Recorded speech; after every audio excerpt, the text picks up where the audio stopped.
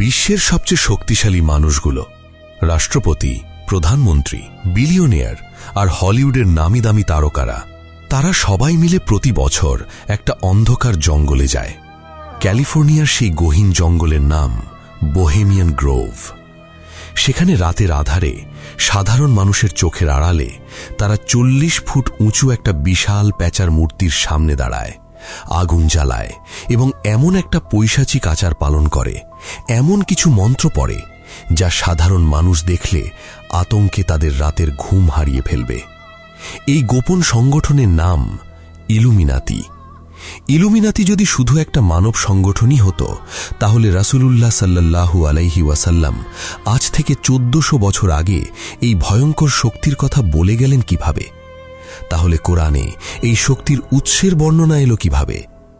আজ রাতে আমরা উন্মোচন করব সেই গোপন সত্য যা ইলুমিনাতি চায় না আপনি কখনো জানুন, এবং শুনব একজন বাংলাদেশি যুবকের সেই হাড় হিম করা অভিজ্ঞতা, যে নিজের অজান্তেই ইলুমিনাতির দরজায় গিয়ে দাঁড়িয়েছিল এবং কোনো মতে শুধু নিজের ঈমানের জোরে জ্যান্ত ফিরে এসেছিল।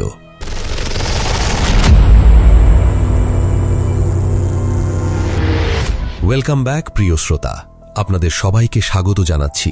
আমি শাহাদাত হোসেন, আর আপনি শুনছেন ভূত FM 9.8, যেখানে গল্প নয়, ভয় নিজেই কথা বলে। আশা করি আপনারা সবাই ভালো আছেন, নিরাপদে আছেন। আজকের ঘটনাটি আমাদের রেগুলার এপিসোডগুলোর চেয়ে একটু আলাদা। আজ শুধু একটি ভৌতিক গল্প নয়, আজ আমরা এমন একটি নিরেট অন্ধকার সত্যের মুখোমুখি হব যা আপনার এই চেনা পৃথিবীটাকে দেখার দৃষ্টিভঙ্গি চিরতরে বদলে দেবে। আজকের ঘটনাটি আমাদের কাছে পাঠিয়েছেন ঢাকা থেকে তারেক আজিজ সাহেব, বয়স 31, পেশায় তিনি একজন ফ্রিল্যান্সার গ্রাফিক ডিজাইনার। তিনি তার ইমেলের শুরুতেই লিখেছেন, শাহাদাত ভাই, আমি এমন কিছু দেখেছি, এমন এক অন্ধকার জগতের মুখোমুখি হয়েছি যা লিখতে গিয়ে আজও আমার হাতের আঙুলগুলো কাঁপছে। তারেক আজিজ সাহেব ইমেলটি যেভাবে লিখে পাঠিয়েছেন, আমি ঠিক সেভাবেই আপনাদের পড়ে শোনাচ্ছি। ভয়ের আরেক নাম ভূত FM 9.8। আসসালামু আলাইকুম শাহাদাত ভাই, আশা করি আপনি ভালো আছেন। আমিও আল্লাহর রহমতে ভালো আছি। আমি একজন সাধারণ ফ্রিল্যান্সার গ্রাফিক ডিজাইনার। 2021 সালের কথা। করোনার কারণে তখন সারাদিন বাসাতেই থাকতাম, অনলাইনে কাজ করতাম। আপওয়ার্ক আর ফাইভারে আমার ভালো রেটিং ছিল। একদিন বিদেশি এক ক্লায়েন্ট আমাকে একটা প্রাইভেট প্রজেক্টের জন্য মেসেজ করল। কাজটা খুব সিম্পল, একটা লোগো ডিজাইন করতে হবে। লোগোতে একটা পিরামিড থাকবে এবং পিরামিডের ঠিক ওপরে একটা চোখ থাকবে। আমি প্রথমে খুব স্বাভাবিকভাবেই নিলাম। ইলুমিনাতি সম্পর্কে আমি হালকা জানতাম, কিন্তু ভাবলাম হয়তো কোনো গেম বা ব্যান্ডের লোগো হবে। আমি কাজ শুরু করলাম, কিন্তু ক্লায়েন্ট ছিল অদ্ভুত রকমের খুঁতখুঁতে। সে মেসেজ দিয়ে বলল, লোগোটা একদম নির্দিষ্ট জ্যামিতিক মাপের হতে হবে। পিরামিডের কোণ হতে হবে ঠিক 33 ডিগ্রিজ, অবস্থান হতে হবে একদম মিলিমিটার মেপে মাঝখানে, এবং পিরামিডের নিচে ল্যাটিন ভাষায় একটা লেখা থাকবে, নোভাস অর্ডো সেক্লোরাম। আমি কৌতূহলবশত গুগলে সার্চ করলাম এর মানে কি। গুগল ট্রান্সলেটর আমাকে যা দেখালো তা দেখে আমার ভ্রু কুঁচকে গেল। এর মানে নতুন বিশ্ব ব্যবস্থা, new order of the ages. এটা আমেরিকান ডলার নোটেও লেখা থাকে। শাহাদাত ভাই, তখনই আমার বুকের ভেতর কেমন যেন একটা অস্বস্তি শুরু হলো। মনে হলো আমি এমন একটা অন্ধকারে হাত দিচ্ছি যেটা আমার জায়গা নয়। কিন্তু প্রলোভনটা ছিল টাকার।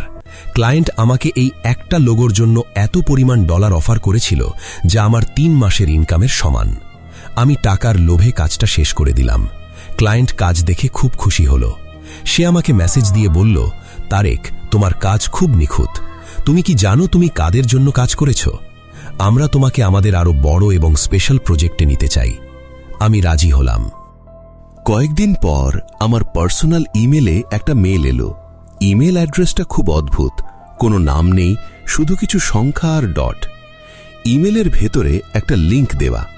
লিংকের নিচে লেখা, তোমাকে একটা বিশেষ অনলাইন সভায় আমন্ত্রণ জানানো হচ্ছে। আজ রাত ঠিক 3টে লিংকে ক্লিক করবে। একা বসবে, রুমে যেন কোনো আলো না থাকে। আমি ভাবলাম হয়তো কোনো আন্তর্জাতিক কোম্পানির সিক্রেট প্রজেক্টের মিটিং। রাত তখন 2:50 বাজে। আমার চারপাশের পৃথিবী একদম নিস্তব্ধ। ঢাকা শহরের কোলাহল তখন ঘুমিয়ে পড়েছে। আমি আমার রুমের সব লাইট অফ করে দিলাম। শুধু আমার ল্যাপটপের স্ক্রিনের ম্লান আলোটা আমার মুখের ওপর এসে পড়ছিল। ঠিক রাত 3টে বাজতেই আমি ওই লিঙ্কটাতে ক্লিক করলাম। লিঙ্কে ক্লিক করার পর ব্রাউজারে কোনো ওয়েবসাইট খুলল না। স্ক্রিনটা পুরো কালো হয়ে গেল। কয়েক সেকেন্ড পর স্ক্রিনের মাঝখানে একটা ভিডিও কলের ইন্টারফেস চালু হলো। আমি দেখলাম স্ক্রিনে ছোট ছোট অনেকগুলো উইন্ডো। আমারটা বাদে সেখানে আরও 12 জন মানুষ যুক্ত আছে। শাহাদাত ভাই, আমি যখন ওই 12 জনের দিকে তাকালাম, আমার হাতের তালু গামতে শুরু করল। স্ক্রিনে থাকা ওই 12 জনের একজনেরও মুখ খোলা নেই। সবার মুখ ঢাকা কুচকুচে কালো রঙের অদ্ভুত একটা মুখোশে। মুখোশগুলোতে শুধু চোখের জায়গায় দুটো গর্ত। প্রথমে মনে করলাম হয়তো এরা হ্যাকার বা এটা কোনো মজার বিষয়, কিন্তু এরপর যা দেখলাম তাতে আমার গলা শুকিয়ে কাঠ হয়ে গেল। মেইন উইন্ডোর মুখোশধারী লোকটা কথা বলা শুরু করল। তার গলাটা কোনো স্বাভাবিক মানুষের মতো ছিল না। ভয়েসটা রোবটিক, বিকৃত আর খুব ভারী। মনে হচ্ছিল যেন গলাটা সরাসরি আমার ব্রেনের ভেতর বাজছে। সে ইংরেজিতে বলল, তারেক আজিজ, তুমি আমাদের প্রথম পরীক্ষায় পাশ করেছ। আজ রাতে তোমাকে একটা সিদ্ধান্ত নিতে হবে। আমি কাঁপা কাঁপা গলায় জিজ্ঞেস করলাম, কিসের সিদ্ধান্ত? আপনারা কারা? সে কোনো উত্তর না দিয়ে বলতে লাগল, তুমি আমাদের সাথে যোগ দেবে নাকি বাইরে থাকবে? যদি যোগ দাও, তোমার জীবন আজকের পর থেকে বদলে যাবে। তুমি যা চাও, টাকা, সম্মান, বিশ্বের যে কোনো জায়গায় ক্ষমতা, সব তোমার পায়ের কাছে এনে দেওয়া হবে। আর যদি না দাও, তাহলে ধরে নেবে এই কথোপকথন কখনো হয়নি এবং তুমি আমাদের কথা কখনো কাউকে বলবে না। শাহাদাত ভাই, ওই মুহূর্তে আমার বুকের ভেতরটা বরফ হয়ে গেল, কারণ আমি বুঝতে পারছিলাম আমি কোনো হ্যাকারদের মিটিংয়ে নেই।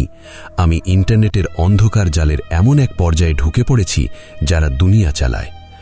আমি আমতা আমতা করে বললাম, আমাকে একটু ভাবতে দিন। মুখোশধারী লোকটা বলল, তোমার সময় 5 মিনিট।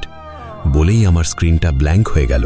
শুধু একটা কাউন্টডাউন টাইমার চলতে লাগল, 500, 459। আমি ল্যাপটপের সামনে থেকে উঠে দাঁড়ালাম। আমার হার্টবিট তখন কানের কাছে ড্রামের মতো বাজছে। টাকা, ক্ষমতা, নাম, এই সব কিছু আমাকে হাতছানি দিচ্ছিল। আমি একটা সাধারণ মধ্যবিত্ত পরিবারের ছেলে। এই একটা হ্যাঁ আমার পুরো জীবন বদলে দিতে পারে। কিন্তু ঠিক সেই মুহূর্তে আমার মাথায় আমার মৃত দাদার একটা কথা মনে পড়ে গেল। ছোটবেলায় দাদা আমাকে বুকে জড়িয়ে ধরে বলতেন, তারেক, শয়তান কখনো তলোয়ার নিয়ে আসে না, শয়তান সব সময় লোভ নিয়ে আসে। লোভের দরজা একবার খুললে পেছনে থাকে শুধু দোজখের অনন্ত অন্ধকার। আমি গিয়ে আবার ল্যাপটপের সামনে বসলাম। স্ক্রিনটা আবার অন হলো। ওই 12 জন মুখোশধারী আমার উত্তরের অপেক্ষায়। আমি একটা গভীর শ্বাস নিয়ে বললাম, না, আমি আপনাদের সাথে যোগ দেব না, আমাকে মাফ করবেন। আমার কথা বলার পর স্ক্রিনে প্রায় 10 সেকেন্ডের জন্য একটা পিন পতন নিস্তব্ধতা নেমে এলো। কেউ কোনো কথা বলছে না। তারপর মেন উইন্ডোর সেই মুখোশধারী লোকটা খুব ধীরে ধীরে তার মুখের মুখোশটা খুলতে শুরু করল। মুখোশটা খোলার পর ভেতরে কোনো মানুষের মুখ ছিল না। সেখানে ছিল ফ্যাকাশে ধূসর রঙের একটা চামড়া, আর তার চোখ দুটো সম্পূর্ণ কালো। চোখের কোনো সাদা অংশ ছিল না। সে আমার দিকে স্ক্রিনের ভেতর দিয়ে এমনভাবে তাকালো যেন সে আমার আত্মার ভেতর পর্যন্ত দেখছে। তারপর সে ফিস করে বলল, ঠিক আছে, কিন্তু মনে রেখো, তুমি একটা সুযোগ হারালে, আর আমরা সব দেখতে পাই। খট করে কলটা কেটে গেল। পুরো ল্যাপটপ অফ হয়ে গেল। শাহাদাত ভাই, কল কেটে যাওয়ার পর আমি 1 সেকেন্ডও রুমে থাকিনি। আমি দৌড়ে বাথরুমে গেলাম, অজু করলাম। আমার হাত পা থরথর করে কাঁপছিল। আমি জায়নামাজ বিছিয়ে 2 রাকাত নফল নামাজ পড়লাম এবং ফজরের আজান পর্যন্ত শুধু আয়াতুল কুরসি পড়তে থাকলাম। কিন্তু বিপদ ওখানেই শেষ হয়নি।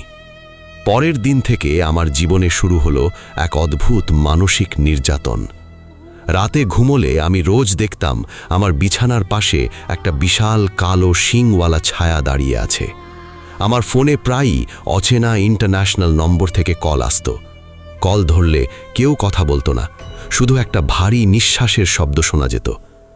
একদিন অফিস থেকে ফেরার পথে ফাঁকা রাস্তায় আমার মনে হলো কেউ আমার পেছনে পেছনে আসছে। আমি ঘুরে দেখলাম কেউ নেই, কিন্তু আমি স্পষ্ট শুনছিলাম আমার জুতোর শব্দের সাথে সাথে আর একটা ভারী বুট জুতোর শব্দ হচ্ছে। আমি বুঝতে পারছিলাম আমি ওদের প্রজেক্টে না বলেছি ঠিকই, কিন্তু ওরা আমাকে নজরদারিতে রেখেছে। শাহাদাত ভাই, সেই অভিজ্ঞতার পর আমি বুঝলাম ইলুমিনাতি শুধু কোনো বড় লোকদের মানব সংগঠন নয়, এদের পেছনে এমন কিছু অশুভ আত্মা বা ইবলিসের অনুচররা আছে যা সাধারণ মানুষের বোধের বাইরে। আমি আজ বিশ্বাস করি আমার দাদার শেখানো সেই ঈমানি শিক্ষাই আমাকে সেই রাতে নিজের আত্মা বিক্রি করা থেকে বাঁচিয়েছিল। প্রিয় শ্রোতা, আজকের পর্বে আমরা কোনো রূপকথা শুনিনি। আমরা জানলাম ইলুমিনাতি কোনো কল্পকাহিনী নয়, এটি একটি চরম বাস্তব এবং সক্রিয় শক্তি যার শিকড় পৃথিবীর অনেক গভীরে প্রথিত। এবং এই শক্তির মাস্টার মাইন্ড হল স্বয়ং ইবলিস। তারেক আজিজ সাহেব সেই ভয়ঙ্কর রাতে শুধু একটাই কাজ করেছিলেন, তিনি তার ঈমানকে শক্ত করে ধরে রেখেছিলেন এবং সেটাই তাকে ওই অন্ধকারের গ্রাস থেকে বাঁচিয়েছিল। মহান আল্লাহ আমাদের সকলকে দাজ্জালের ফিতনা থেকে, শয়তানের জঘন্য ফাঁদ থেকে এবং ইলুমিনাতির প্রলোভন থেকে চিরকাল হেফাজত করুন। আমিন। এই ঘটনাটি আপনাদের কেমন লাগলো তা আমাদের কমেন্ট করে জানাবেন। আপনার জীবনেও যদি এমন কোনো অদ্ভুত, প্যারানর্মাল বা ভয়ঙ্কর অভিজ্ঞতা হয়ে থাকে, লিখে বা ভয়েস রেকর্ড করে ইমেল করুন আমাদের কাছে। ইমেল পাঠানোর ঠিকানা bhutfm98bd@gmail.com। পরের শুক্রবার ঠিক রাত 10টায় আসছে আরেকটি শিহরণ জাগানো সত্যিকারের ঘটনা। আপনি শুনছিলেন ভূত FM 9.8, ভয়, রহস্য আর অজানার ঠিকানা। সবাই ভালো থাকবেন, নিরাপদে থাকবেন। শুভরাত্রি।